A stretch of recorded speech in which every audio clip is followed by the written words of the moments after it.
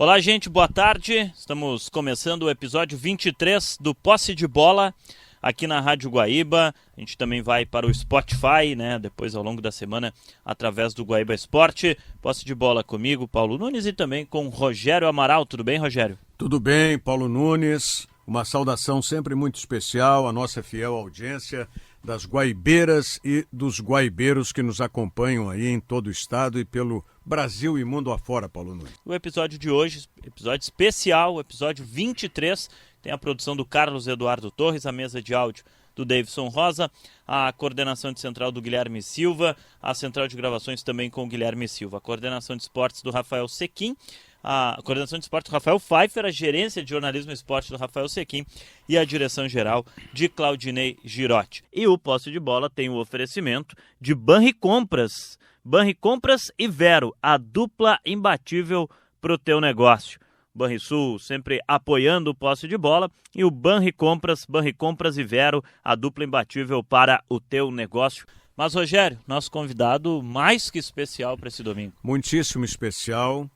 Ele faz parte de uma das histórias mais marcantes do futebol do Rio Grande do Sul e eu diria uma das histórias mais tristes também do nosso futebol para ele, que quando jovem, na idade de 23 anos, teve a sua promissora carreira de jogador de futebol abreviada por um episódio lamentável, condenável. Mas também é um exemplo de superação, de resiliência, e ele está aqui conosco para contar não apenas esse episódio, mas contar a sua história dentro do futebol e dentro da vida. Eu estou falando do Regis, o Regis Júnior. Aliás, Regis, antes de mais nada, seja bem-vindo aqui à Rádio Guaíba e é muito bom te ver e te ver bem. O teu nome completo, Regis Tadeu da Rosa Júnior. Regis Tadeu da Rosa Júnior. Muito bem. Era conhecido como Regis Júnior. E o Regis se faz acompanhar aqui do irmão dele, né, que é o Rafael Rodrigo da Rosa. Só não tem o Júnior, evidentemente, porque né, o Regis é mais velho. 5 anos mais velho. Por isso que ele pegou o Júnior. Né? É verdade. Opa, é isso aí. Muito bem. Regis e Rafael, sejam muito bem-vindos aqui. A casa é de vocês, a Rádio Guaíba à disposição de vocês. Tá Obrigado, certo? Rogério. Obrigado. Paulinho. Bom, a gente vai falar muitas coisas, né, sobre a vida, né, e a carreira do Regis, mas tem o livro, né, que foi lançado e eu acho que o título do livro, né, Regis, aqui o Regis me alcança, eu acho que o título é melhor impossível, né? Campeão da vida, perdoar para viver, a história de Regis Júnior. Tem um apoio, né? Por exemplo, tem um amigo nosso que apoiou esse livro, o Jorge Alimon, meu amigo pessoal também, Sim. e apoiou o livro Campeão da Vida. Eu acho que esse, de fato, é o título, né? A gente fala tanto no futebol de títulos e buscar ser campeão da vida, eu acho que é o maior deles todos. Né? Sem dúvida alguma. Antes da gente falar do episódio que abreviou a tua carreira, eu queria que tu contasse um pouco mais, Regis, como é que foi o futebol. O Rafael também pode participar, sim, né? Porque quando o Regis tinha 5 anos, tu chegaste ao mundo. No final, no início da carreira dele, quando ele tinha sido comprado do Caxias, o Bagé, treinador, tinha me levado para o juvenil do Caxias e em 2, 3 meses o Tite me subiu profissional. Então eu tive a oportunidade de fazer alguns treinos com meu irmão. Jogaram juntos? Foi por pouco treinamos, tempo, né? treinamos.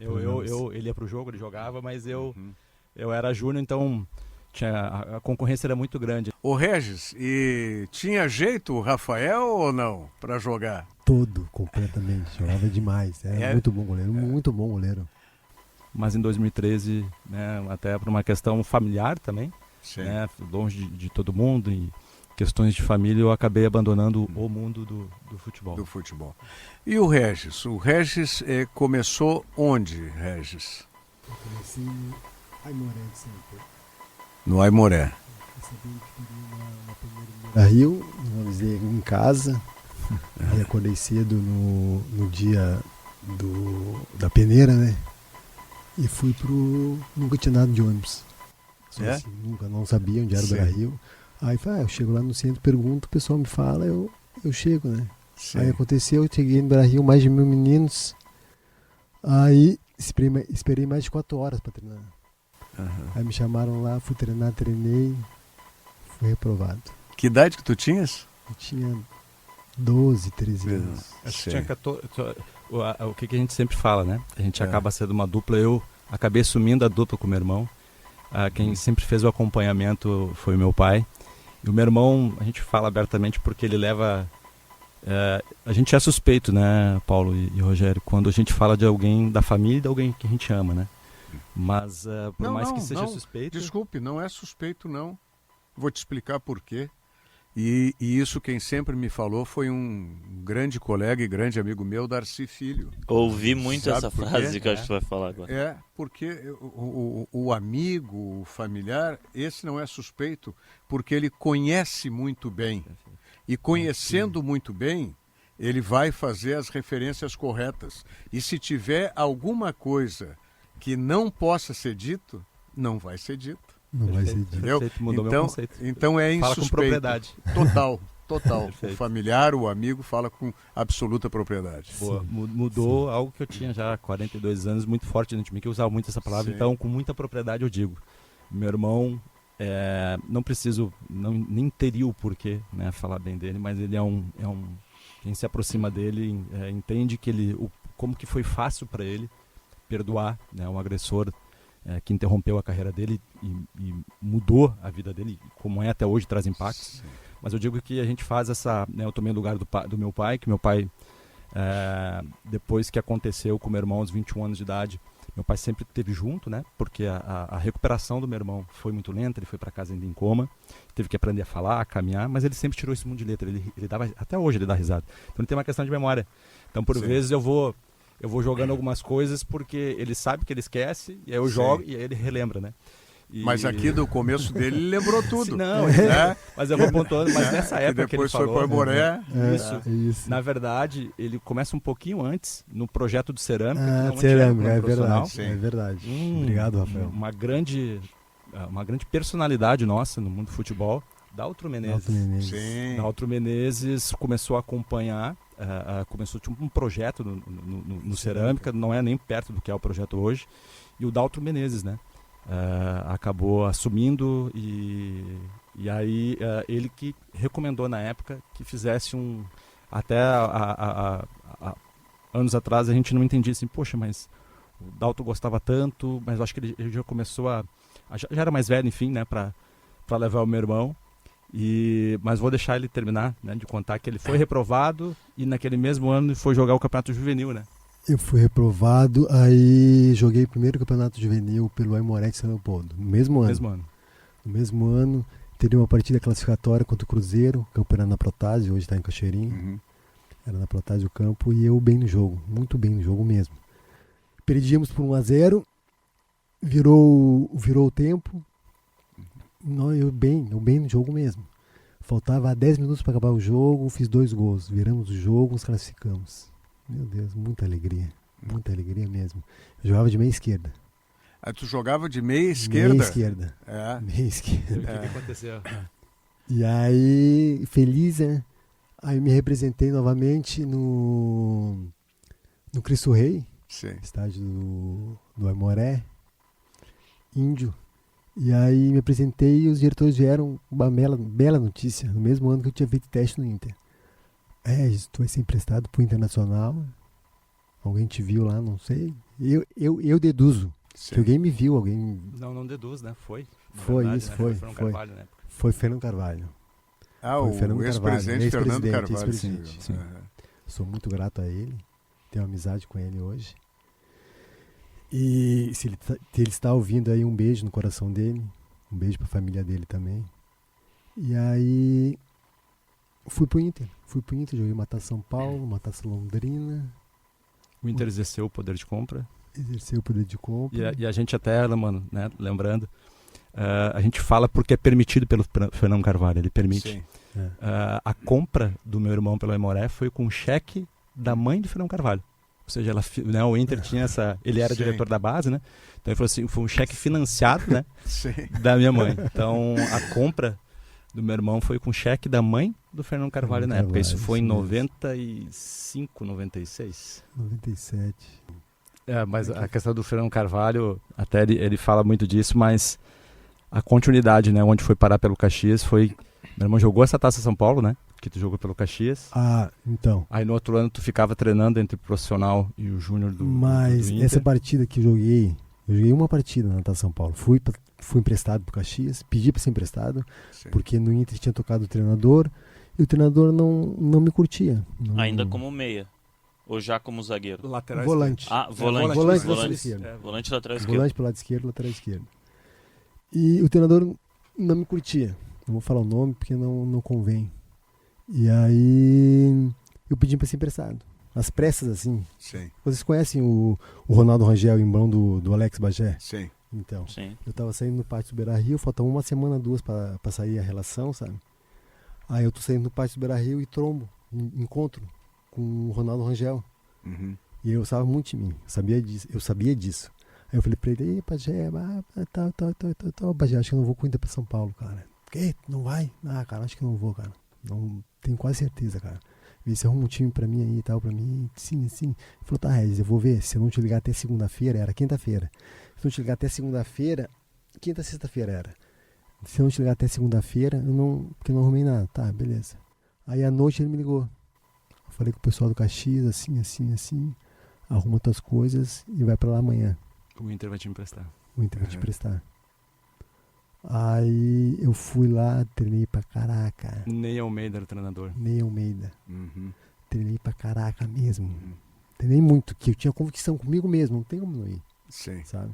Porque ia ser difícil. Pô, o time vinha treinando já, vinha numa sequência. Vinha numa sequência treinando. E eu chegar assim de supetão, assim, e ir pra Taça São Paulo já fica meio estranho, né? Só que eu treinei muito bem, eu tinha convicção que eu ia ir. E realmente fui. Fui, mas fiquei no banco no primeiro jogo, fiquei no banco no segundo jogo. Pô, mas não vou jogar nenhum jogo, não. O que vai adiantar, né? No último jogo eu ia sair jogando. Aí o time de Juventude, um cano.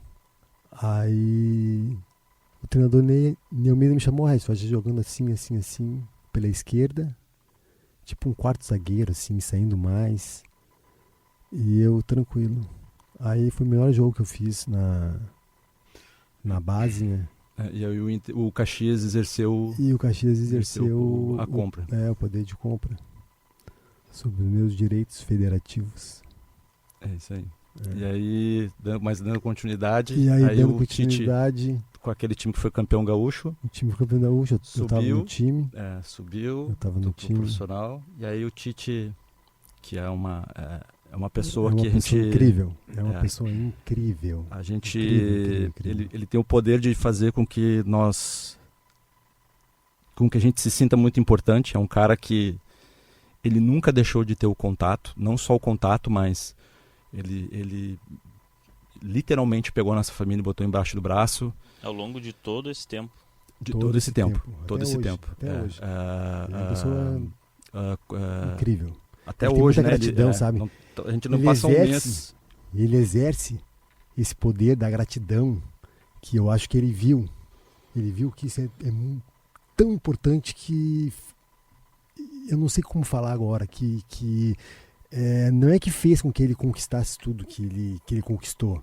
Eu acho que ele teve essa percepção que a gratidão é um sentimento, um dos mais importantes sentimentos que nós seres humanos devemos ter, né? Eu creio nisso também muito. A gratidão e ele dificilmente ele passa, principalmente agora quando ele tem participação no livro também, e ele teve uma amizade que ficou muito próxima do meu pai, né? Até na seleção, quando meu pai, na época quando ele estava no Corinthians, e ele mantinha mais o contato, meu pai mantinha mais o contato para ele, meu pai falava assim, poxa, mandei um SMS ainda na época, né? Pro Tite, e eles chegando na final da Libertadores, pô, já respondeu na hora, me ligou, e é um cara que...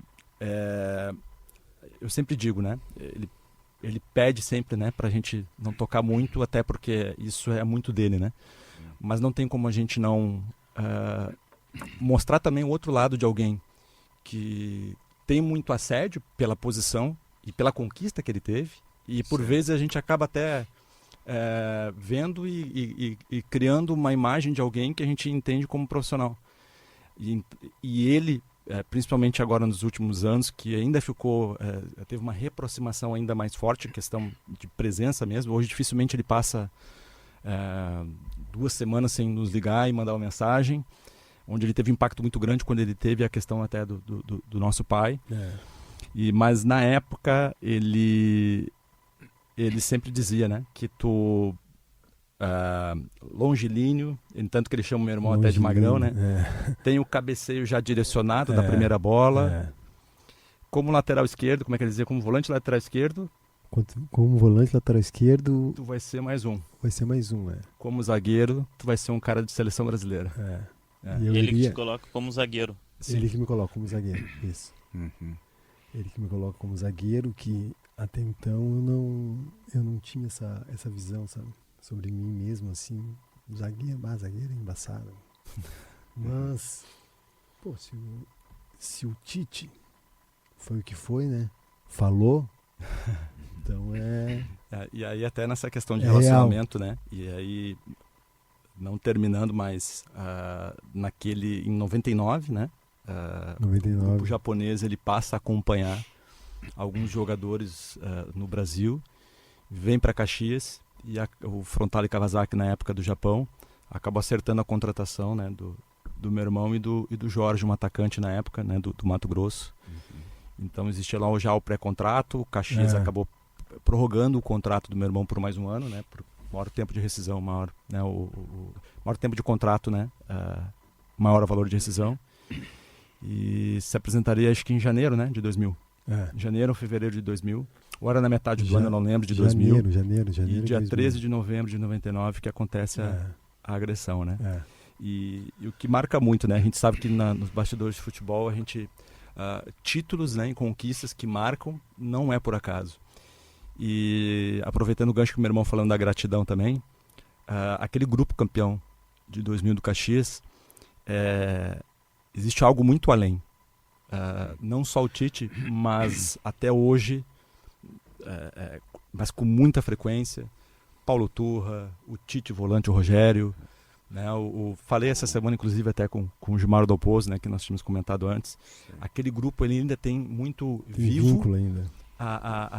Um senso familiar e de unidade muito grande. Né? E é isso que eu quero saber, Regis. Como é que até hoje em dia, tu te relaciona justamente com esse grupo que tu pode te considerar campeão também daquele estadual do ano 2000, né? Sim, inclusive o Tite fez questão em me dar o troféu, né? Um troféu assim, bonito bonito. Tu participou, né? Participei, Foi bem na época que ele tinha ficado em coma, ele teve que aprender a falar ainda com muita vida para caminhar. Então, ele se entrou, eu lembrei agora. Desculpe fugir da tua pergunta. Não, tranquilo. Fica à vontade. E aí ele fez questão em eu estar na pré-eleição, ele tão cabeção. Eu pensei, esse cara é cabeção, com certeza. Ele vai vingar e vai... É seleção. E eu falei pra ele, estávamos juntos 4, 5 meses de treino. Eu falei pra ele, Tite, o senhor vai pra seleção brasileira. Ele não fala mais isso, Regis. O momento é aqui e agora. Ele falou pra mim assim, sabe? Sim. Não fala mais isso, Regis, o momento é aqui e agora. Eu falei, tranquilo. Eu falei, não, pensei, tranquilo. A palestra no Olímpico, ele ligou pro meu pai e falou, seu Regis, eu quero o senhor Magrão aqui na pré-eleição. Aí meu pai fomos, chegamos na pré-eleição, ele deu ali as táticas, como deveria jogar o Caxias. Aí no finalzinho da pré-eleição, assim, eu tava sentado, assim, ele levantou o dedo pra mim, assim, tu, Magrão, tu é a cara desse time, a cara da perseverança, a cara de quem quer vencer, a cara de quem não desiste nunca, me estimulando e ao mesmo tempo... Sim. Ao mesmo tempo, na palavra aí. Sim, empolgando o pessoal ali, motivando o pessoal. Meu Deus, isso aí é... E nisso entra a família de todos os jogadores, de alguns jogadores, né? mas não foi nem família, veio todos os funcionários. Funcionários. Ele chamou todos os funcionários do Caxias no vestiário antes do jogo, né? Tem até hoje a camisa, né? Que ele mandou, toda, que é a Rose, né? Autografada. A Rose, a esposa dele fez. E ele fez desse momento, né, sendo disruptivo, né? Porque a gente não vê essa prática, né, de tu trazer ali antes do jogo, antes de entrar em campo, tu trazer todos os funcionários, criando justamente, né, esse senso de unidade que o meu irmão faz parte e a gente tanto louva, porque é um reconhecimento e é um carinho, né, que a gente sabe que tem pelo meu irmão. Carinho, porque carinho é amor. Eu acho que amor é o que precisa ser implantado no mundo. Correto, Rogério? Sim. Amor é o que o mundo precisa. Sem dúvida. Amor é o que o mundo precisa. Então, foi... Eu acho que é ele que fala isso, ou meu pai que falava, eu não lembro agora, que a minha lesão não foi uma tragédia. Foi uma... Me lembrei.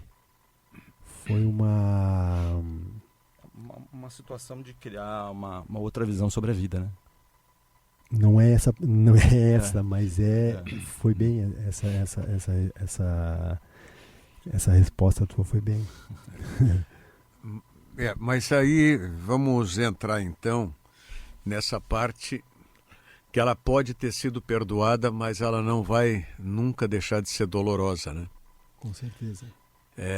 O que tu lembra dos momentos que cercaram essa agressão covarde que tu sofreste? Nada. Não lembra nada? Nada.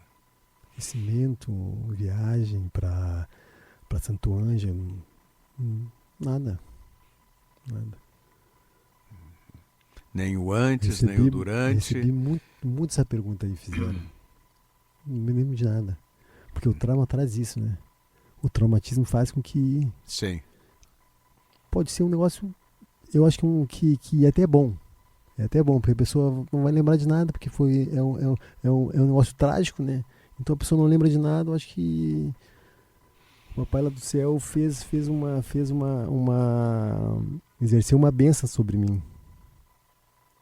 Rogério, eu falo pro pessoal, eu nunca senti uma dor, cara. Em todo esse processo aí.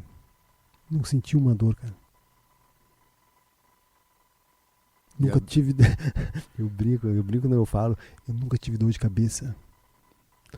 Nunca.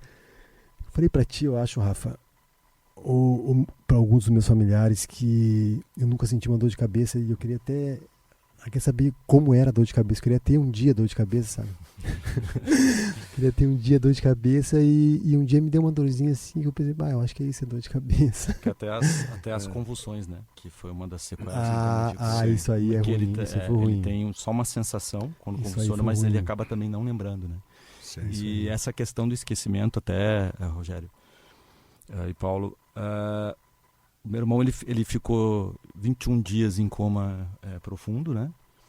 E ele vai para casa no final do ano e ele entra em estado de coma vigil.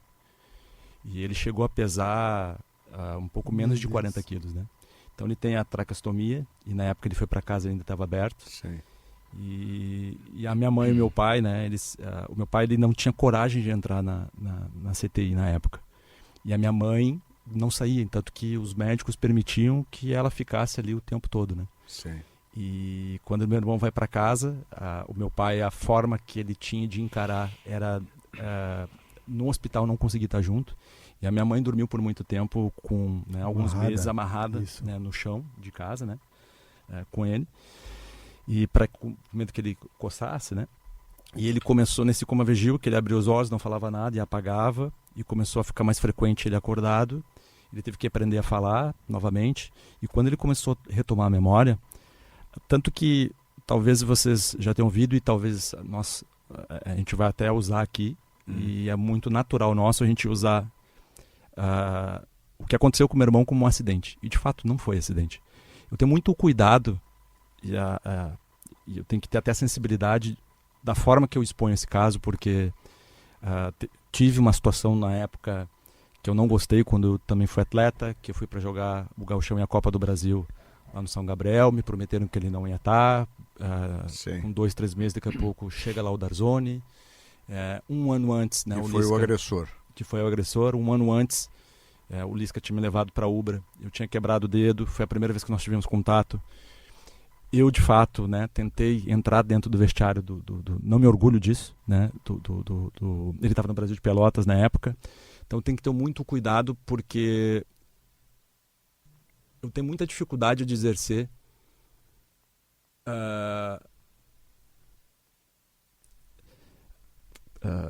é difícil para nós, porque o soco, o 13 de novembro de 99 ainda acontece para a família. Claro.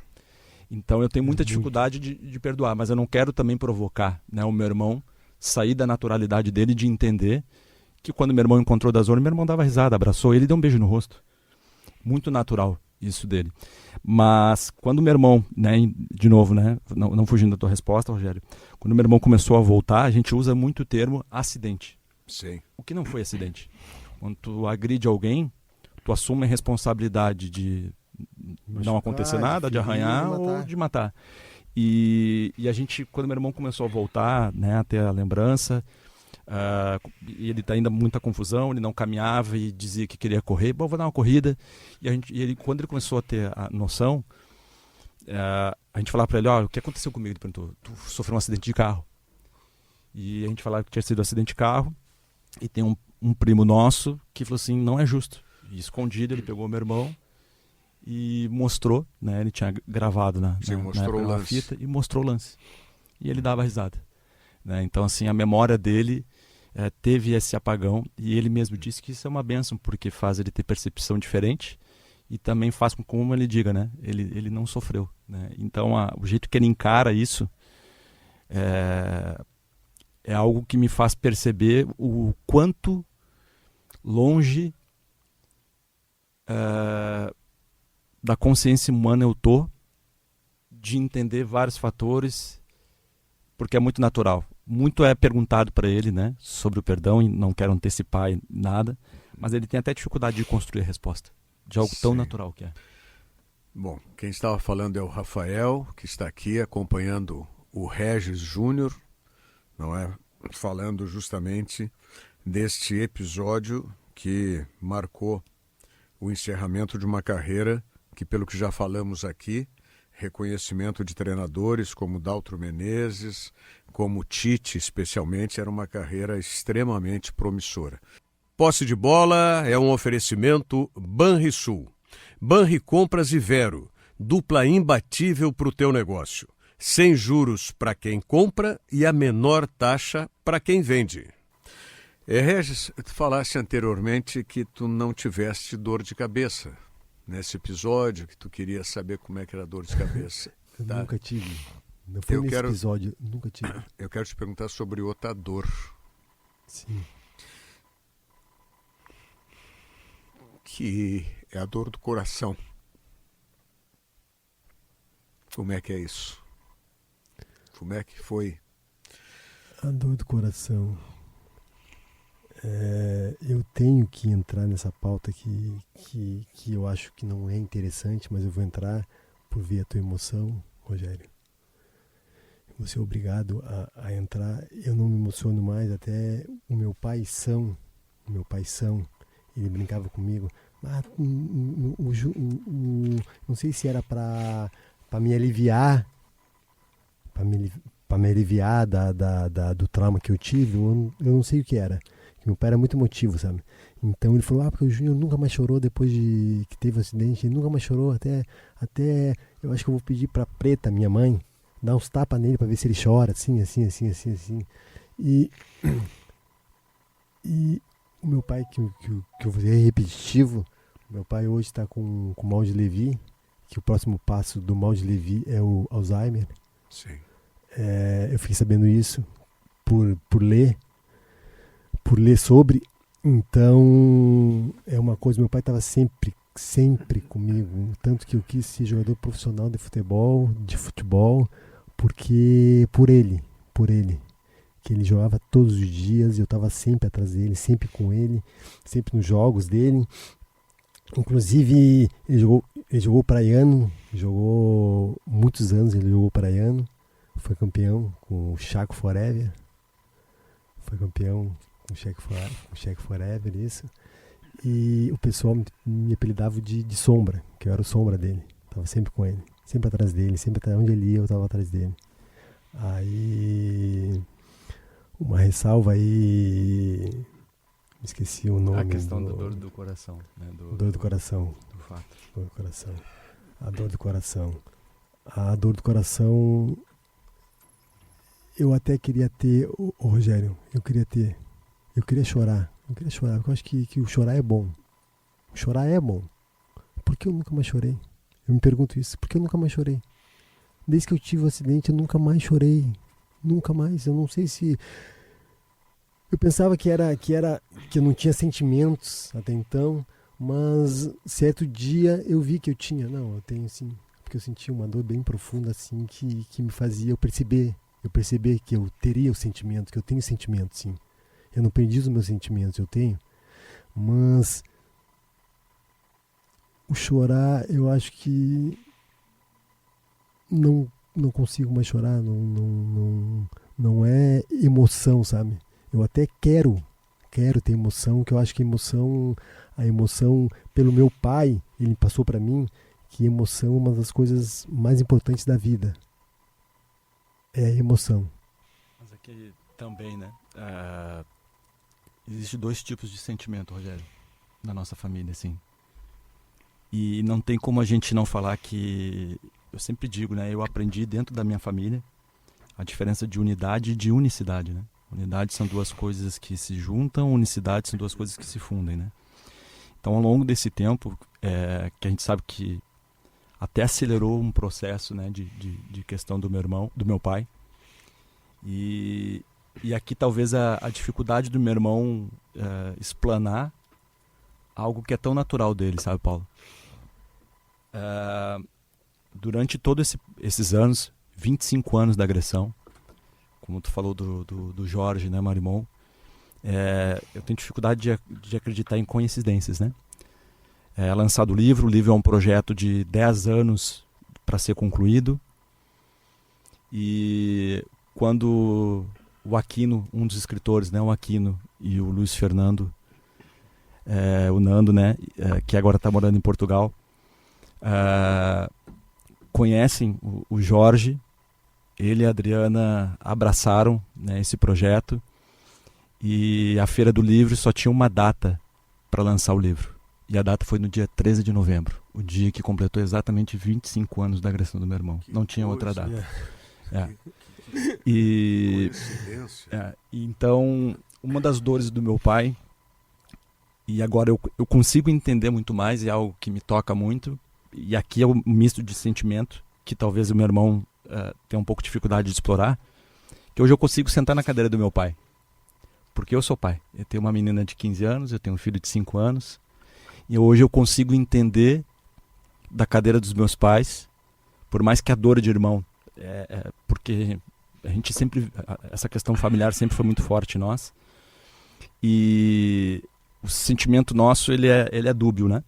O meu irmão, não é questão que ele não tenha sentimento, é a questão que ele encara de outra forma. Se aconteceu algo ruim, tá tudo certo, não adianta viver nisso, e bola para frente, ele não remói, é muito natural. Como eu falei, ele tem até dificuldade de explanar isso. Talvez aqui o único sentimento que queima ainda, não só para ele, mas para nós, é a questão de justiça também, né? Como o próprio livro também trata disso, né? 25 anos de transitado e julgado desde 2014. Falo aqui, né? E o meu irmão até por vezes até diz que não precisa falar, mas não sou eu, não é ele que está falando, sou eu, né? Quando a gente tem principalmente a questão de Santo Ângelo, né? O presidente agora, não, eu vou ajudar o Regis. A gente não quer ajuda, a gente não quer, só quer que aquilo que a justiça já definiu, né, seja amparado.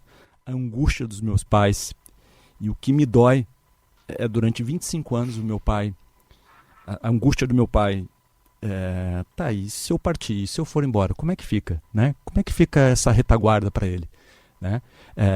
Será que isso vai ser concluído ou não?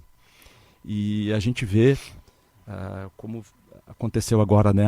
A Federação Gaúcha não dando qualquer tipo de respaldo e até se omitindo para dar qualquer tipo de declaração em relação a isso.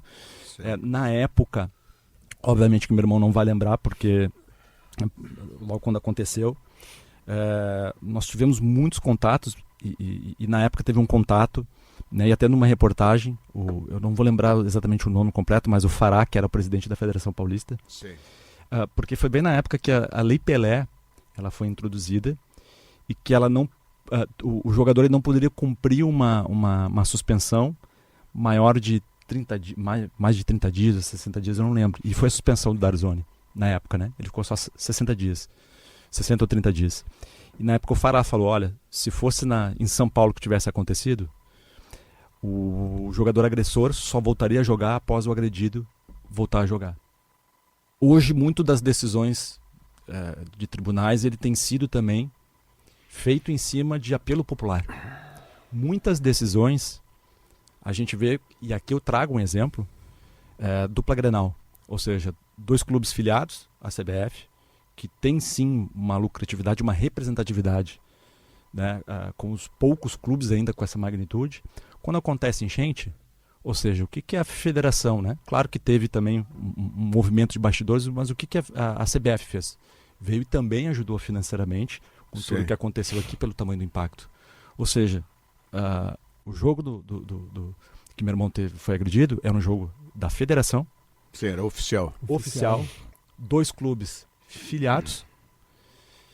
Parte do traumatismo ucraniano, na verdade não parte, né? Mas ele teve o quadro piorado porque na época o estádio, o portão que dava acesso a dentro do campo, né, os dirigentes, isso tá nos autos, né? Não é o que nos falaram, isso está nos autos. E lembrando também, os maqueiros não demoraram a... Os maqueiros não liberaram. Até que foi meus companheiros que me tiraram. Tem uma foto que roda durante esses 25 anos que o meu irmão sendo levado na maca, e é os atletas ali que estão levando, né? Sim. Então ele foi para o hospital, num camarão da polícia, então ele perdeu muito oxigênio. Então, teve tudo isso piorado dentro de uma competição oficial e a gente não quer nada daquilo que é o reparo para uma vida digna. Posso falar porque o meu irmão é desprovido de qualquer tipo de vaidade e ele dá risada em relação a isso. E nem desmerecer quem também faz. Mas ele tem um trabalho na prefeitura, e até ele vende doce na rua, ele... Não vendo mais. Mas até não vende mais pelo projeto que tu começou agora, é verdade. Né, com a academia de futebol. Isso não é demérito. É verdade. Isso não é demérito. Boa lembrança. É a força que ele tem para buscar aquilo que ele quer como dignidade, e não é nem questão de luxo ou qualquer outra coisa. Mas dos 21 anos até hoje, aos 46 anos... não tem qualquer tipo de reparo. Não foi por uma incompetência dele, não foi por qualquer outro fator que ele teve, não só a carreira. Não foi um acidente. De novo, o soco ele acontece até hoje. O soco ele traz impacto para a nossa família. Sem dúvida. E tu ter qualquer tipo de reparo, quando a gente fala que, poxa, onde é que está também a questão moral? Não é uma questão da Federação Gaúcha, da CBF, e agora esse caso, né, do livro do meu irmão. E quero estender também, né, como a gente vinha falando agora com o meu irmão, a sensibilidade de vocês fazer esse convite. Não gosto de generalizar, mas a imprensa como um todo, vocês não têm noção do quanto que isso nos passa carinho conosco, atenção para nós, amor. E a gente se sente muito importante, né? E eu falo aqui não por mim, obviamente, mas é pelo meu irmão. Mas a gente sente porque não é só futebol. Não é só uma questão de esporte. Movimenta muita coisa. Movimenta a vida. E tudo que aconteceu, a gente não faz um apelo, um pedido legal, mas sim moral. Nos ofende, Rogério e Paulo, quando nas reportagens que veio, né, a lembrança de tudo que aconteceu com meu irmão, a Federação Gaúcha não querer dar entrevista sobre o caso. A gente nunca entrou com um processo, a gente nunca reclamou nada, nem na época, né, do Noveleto, nunca. E eles simplesmente não vou falar sobre o caso como se não tivesse nada acontecido. Por quê? Tu tá sentindo culpa disso? Mas por quê? Tu acha que tu deveria ter algo moral, né? Que tu poderia ter feito mais? Por quê? Por que não quer dar qualquer tipo de entrevista lembrando do caso? A gente nunca pediu nada, bem pelo contrário. O máximo que o meu irmão teve de amparo da Federação Gaúcha foi o Noveleto dando passe livre na carteirinha para o meu irmão assistir os jogos no Rio Grande do Sul. Estamos no posse de bola aqui na Rádio Guaíba, recebendo Regis Júnior, também o seu irmão, né, o Rafael da Rosa. A gente contando um pouquinho, né, e falando do livro Campeão da Vida, que foi lançado agora na última Feira do Livro. Posse de bola no oferecimento de Banri Compras e Vero, a dupla imbatível pro teu negócio. Lembrando então que o Posse de Bola tem o oferecimento de Banri Compras e Vero, a dupla imbatível pro teu negócio, a dica do Posse de Bola. Eu tento compreender, sabe, o que é o teu sentimento e o que são as tuas reações. Mas eu, com certeza, espiritualmente, eu estou muito mais próximo do Rafael do que eu estou de ti, Regis. Por quê? Porque o sentimento que o Rafael está expressando é o sentimento do irmão, sabe? A gente não vai conseguir estar dentro do teu sentimento. E por isso talvez que seja difícil, Rafael. Eu imagino para ti como é para mim. E eu não tenho essa proximidade. Não é? Mas eu me lembro muito bem do caso do... E assim como eu te perguntei, né, a dor do coração. Mas quando tu vê a cena, tu consegue manter essa elevação de espírito que tu tens quando tu... Não sei se tu tem visto, mas quando tu viu, e tu viu alguma vez, tu já sabe como é que foi a cena. Claro. Não dá um crescer de alguma revolta, alguma coisa assim, internamente, tu consegue manter essa elevação de espírito, Regis? Eu sou humano. Eu sou humano. Então acho que não tem como. Eu tava indo... O meu irmão acabou de falar que eu tava indo acabou de falar pra vocês, eu tava indo pro Fontrale, Kawasaki. Era o mesmo time do Tinga, né? Então, imagina. Com certeza, Rogério, sobre a pergunta que tu me fizeste, com certeza, eu olho pra ter a percepção de como eu tava e como eu tô hoje. Que eu falei pra mim mesmo. Eu creio muito no... Não é pensamento positivo, não é pensar que vai dar certo, que daí vai dar... É a fé. A fé que move montanhas, Rogério. A fé que move montanhas, Paulo. A fé todos podemos ter. Todos podemos ter. E a fé... O que é a fé? Mas como tem essa fé, assim? Uma pessoa que tem a fé tamanha de conseguir coisas extraordinárias. Mas como essa pessoa tem fé? Como essa pessoa tem fé? A fé é tu pensar positivo, sim, é tu pensar que tu vai conseguir, eu vou conseguir, não, nada vai fazer com que esse pensamento seja contrário. É pensar positivo, sim, eu vou conseguir, pensar positivo tamanha que deu certo, Aí quando tu vê, tu já fez e tu nem lembra, mas como eu consegui isso? Como eu consegui esse empreendimento tão difícil que eu imaginava que era, mas não foi. Foi tão fácil. Hoje eu vejo que é tão fácil eu ter me recuperado. Eu nunca senti dor, eu acho que eu falei aqui pra vocês. Nunca senti dor, Rogério. Não senti dor nenhuma. Eu tenho isso, eu tiro isso como dádiva. Nunca ter sentido dor. Desde 26 anos atrás, 25 anos atrás. Nunca senti uma dor. O pessoal fala aí de rinite e tal. Eu não sei o que é isso. Eu não sei o que é isso, Rogério. Irmão, eu não sei o que é isso. Porque tudo vem através de nós, de ti, de vocês quatro que estão aqui. Tudo vem através de nós. pensamento é a base de tudo. Porque o que vem primeiro na nossa vida? O que vem primeiro? O que vale é o que vem primeiro, não é verdade? Fala para mim, Rogério. Sim. O que vem primeiro? E o que vem primeiro? Pensamento. Ainda vão chegar.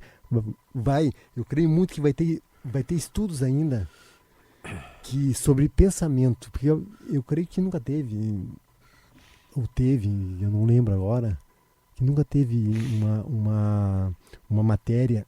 Eu creio que essa matéria vai ser gigantesca, assim, que o pessoal vai ficar, meu Deus, é verdade, isso é verdade. O pensamento move, nossos pensamentos movem. Sabe que nossos pensamentos movem. É uma briga que a gente tem. Movem. A gente discute muito, né? Movem. Um exemplo, meu pai trabalhou muito tempo na Procergs e depois de ter acontecido com meu irmão, meu pai saiu ainda em 95, se não me engano, da Procergs. 2003, 2004, se não me engano, um ex-colega do meu pai do interior do Rio Grande do Sul liga pro meu pai e falou assim: Regis, tem como tu levar o Júnior no hospital? Tem um amigo meu, eu não vou lembrar a cidade agora, que o filho dele se acidentou de carro, teve traumatismo craniano, então tá passando a mesma coisa pelo que o Júnior passou. Então se tu puder levar lá o Júnior, né, para dar uma força e tal. E eu não lembro por quanto tempo vocês frequentaram, mas os pais muito impactados, acho que só tinha visto ele uma vez, né? Boa. E dava muita força, assim, e tal, indicou o neurologista e recuperou e foram, né, pro interior. Eu não lembro uma cidade aqui do Rio Grande do Sul, divisa com a Argentina, e nunca mais tivemos contato. Uma das audiências que meu irmão teve, e era permitido pelo juiz o meu pai acompanhar o meu irmão, entrar na audiência em função até da memória, né? E essa audiência, eu me arrepio, por isso que eu digo que tem coisas que eu não consigo compreender de tão natural que ele é. Iniciou a sessão e o juiz falou, eu quero me declarar impedido de seguir com a audiência. E olhou para o meu pai e para o meu irmão e falou assim: vocês não lembram de mim? E o meu pai, meu pai jogou por muito tempo futsal. Meu pai, assim, na hora, ele disse que ele pensou assim, né? Puxa, será que eu tive um desafeto com esse cara, alguma coisa desse jogo? E o juiz começa a chorar e falou assim: tu me visitou por muito tempo lá no hospital, que meu filho teve um acidente. E eu me declaro impedido, né, com essa audiência, porque o que vocês fizeram não tem como eu não olhar pro lado humano, né? Claro. Primeiro de tudo é tirar o chapéu para esse juiz, né, de entender a seriedade do trabalho dele. E ao mesmo tempo perguntar assim: e aí, como é que eu entendo tudo isso, sabe? Como é que eu vou encarar que tudo isso, e o meu irmão enxergar tudo isso até como uma dádiva, né? Para ele. Por isso essa dificuldade que eu tenho, e que ele, de entender, até eu da família entender, né? Que ele fala o tanto que é só tu pensar e que vai dar certo, e ele ressignificar. Faz com que a gente consiga entender que ele ressignifica o primeiro encontro que ele teve com um cara que quase tirou a vida dele e mudou. Ele dá um beijo no rosto do cara com naturalidade e fala assim: cara, eu te perdoo. Não foi nem ele pedindo perdão. E digo porque o primeiro encontro foi também causado pelo time que eu tava, que acabou levando ele. Sim. Em que eu chego no estádio, anunciaram ele, o treinador, né? E aí o Bagé tem muita história, porque aí já estava no profissional, tido para o Caxias, o Bagé vai para o São Gabriel, quando o São Gabriel está na primeira divisão do Campeonato Gaúcho, isso em 2005. Quando eu vejo o Darzoni, eu vou no vestiário falar com o Bagé e falar assim: Bagé, vocês não cumpriram com a palavra. Trouxeram o Darzoni, assim, não foi eu, e tentou justificação, estou indo embora. Não vou treinar, estou indo embora, não quero ficar aqui. E nisso eu ligo para o meu pai, estou indo para o apartamento que eu morava, um tempo depois ligo o meu irmão, assim, do jeitão dele, né? Rafael, o que tu tá fazendo, cara? Por que tu vai sair? O cara não fez nada para ti, sabe? E aquilo me inflamou mais ainda, sabe? Tipo assim, como assim? E ele falou: não, eu vou ir aí, tu não vai sair daí, o cara já bagunçou uma carreira, não vai bagunçar duas. E a gente até pediu que esse encontro fosse à noite, não fosse filmado, né? E na hora que os dois se encontram, daí acaba chegando lá uma emissora de TV. A gente não gostou porque a gente não queria que parecesse qualquer outra coisa. Hoje eu consigo ver que é um registro que principalmente vai ficar para a filha dele, né? O legado que eu digo, né? De entender o grande pai que ela tem, que não é narrado e foi filmado. A gente não queria por uma questão de criar um sensacionalismo, né? Em relação a isso. Mas são tantas coisas que acontecem que não quero ser repetitivo, mas eu quero exercer a gratidão de outro lado que o meu irmão faz em relação às pessoas. É a gratidão do carinho que sempre tiveram de uma história trágica, mas que o meu irmão ensina sem precisar falar, né? O meu irmão passa a mensagem sem precisar declarar, que é a forma mais nobre, né, que tem de tu mostrar isso muito mais com atitude do que qualquer outra declaração. Bom, acho que uma aula sobre a vida como um todo, né, Rogério, aqui no Posse de Bola que a gente está recebendo. Já estamos no finalzinho já do nosso episódio de hoje. Bom, gente, lembrando, né, no Posse de Bola, com o oferecimento de Banricompras e Vero, a dupla imbatível para o teu negócio, sempre com o Banrisul, e agora destacando, né, o Banricompras e Vero, a dupla imbatível para o teu negócio, como nossos apoiadores aqui do Posse de Bola. Eu acho que depois disso tudo nos resta agradecer pela história compartilhada, pelos ensinamentos também, pelas falas de todo esse processo que vocês vivem, né? E vocês vieram aqui, toparam vir aqui com a gente para participar. A ideia do Posse de Bola aqui na Rádio Guaíba é contar histórias, contar sobre a vida das pessoas que muita gente acompanha o esporte, o futebol, e tem uma vida humana junto ali, seja dentro de campo, à beira do campo, ou, né? E acho que estar com vocês aqui foi uma aula sobre a vida, né? E como diz o livro, né? O título do livro, Campeão da Vida, que tem o livro para quem quiser acompanhar, né? E quiser buscar, comprar, enfim. Muito obrigado. Acho que só resta a gente agradecer, né? Eu queria saber até como é que quem está nos ouvindo, nos acompanhou para adquirir esse livro, está à venda nas livrarias, como é que é, porque essa é uma história que tem que ser compartilhada e tem que ser divulgada. Por todos os aspectos, viu, Regis? Pelo aspecto da agressão que tu sofreste, porque isso é inadmissível dentro do futebol, ou em qualquer circunstância, mas muito, e eu diria principalmente, pela tua elevação espiritual, de como tu encaraste, como tu estás encarando a vida e como encaraste o teu agressor também. Então, esse livro, como é que se consegue, Rafael? Livraria Santos, né? A gente teve principalmente no início, né? Faltou. Mas na Livraria Santos, também no site da Melhor Publi, a editora, né, do Jorge e da Adriana. Jorge animou, já. E a gente já começa a ter muita história já vindo de volta, né, do livro, né? Tem muitas pessoas e até algumas prefeituras comprando esse livro para fazer distribuições em escola, né? E essa parte educativa, se vocês me permitem, não quero ultrapassar o tempo, mas deixar uma brecha aqui para o meu irmão. A gente está vivendo, né, o momento agora do Campeonato Gaúcho se encerrando, né? Sim. Grenal. E a gente tem uma pauta muito grande, que é a pauta da vida do meu irmão da agressão. Um Grenal muito marcante de categoria de base, lá na Morada dos Quero Quero, briga generalizada, acho que era o Sub-15, que aí... Lembrei, começou a falar... que aí a Federação Gaúcha te fez o convite, né? Estava falando antes da questão da Federação Gaúcha nunca... né? Pra me dar uma palestra lá pro pessoal, sabe? E aí... O pessoal da categoria de base ali, se vocês lembram desse... Eu não lembro exatamente quem foi. Sub-15. Acho que foi Sub-15. Até a comissão técnica brigou, foi feio, passou para todo o Brasil. Se não me engano foi Sub-15. E aí tiveram a ideia de juntar, pela repercussão tão negativa, porque até os treinadores, enfim, acabaram brigando, né, ao invés de separar, né, nem um pouco educativo.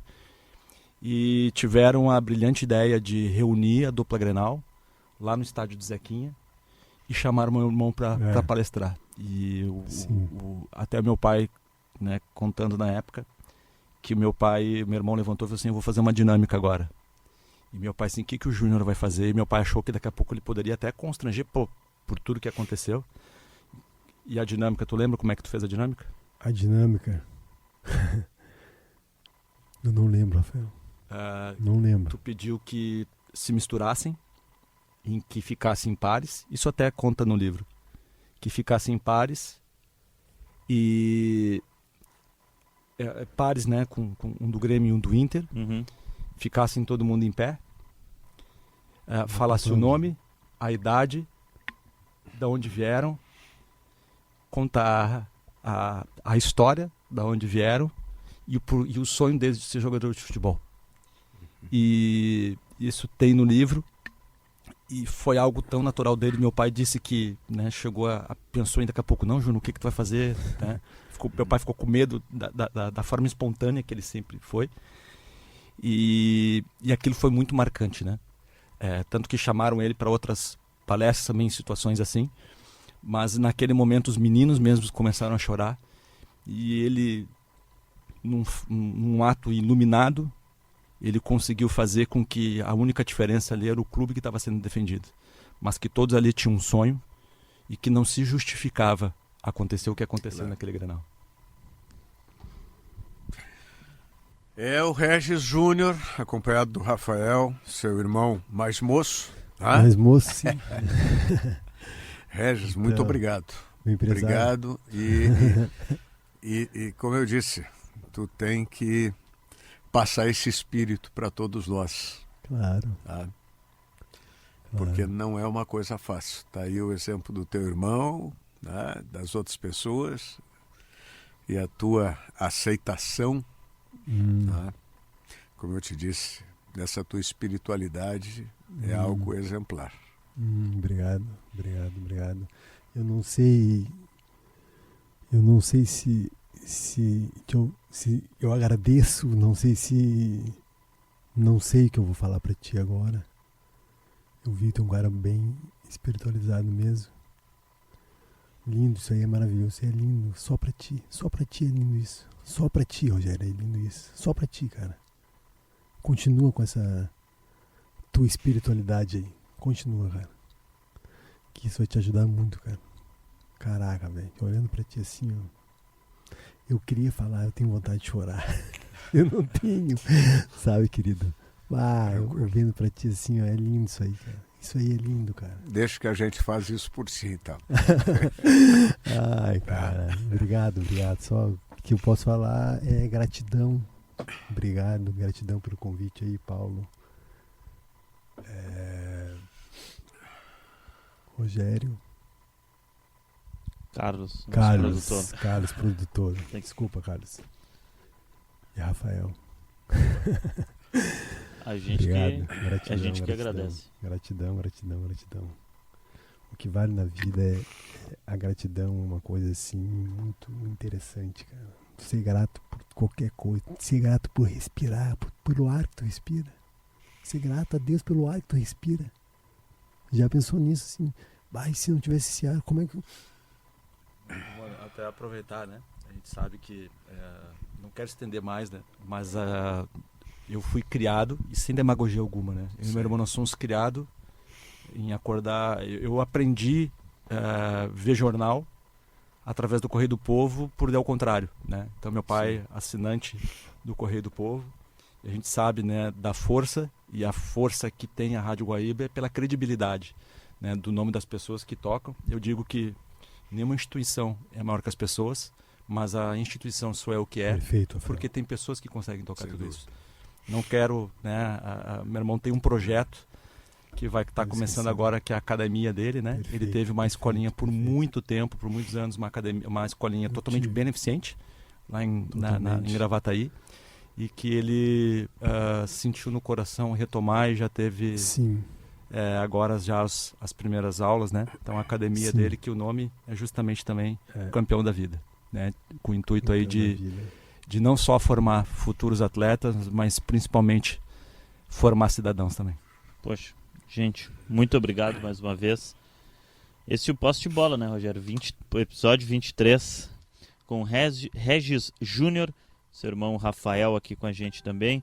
Bom, e para fechar, né, sempre lembrando que o Posse de Bola, com o apoio de Banri Compras e Vero, a dupla imbatível para o teu negócio, sem juros para quem comprar e a menor taxa para quem vende. A gente volta na próxima semana. Obrigado a todos que estiveram nos acompanhando. Tchau!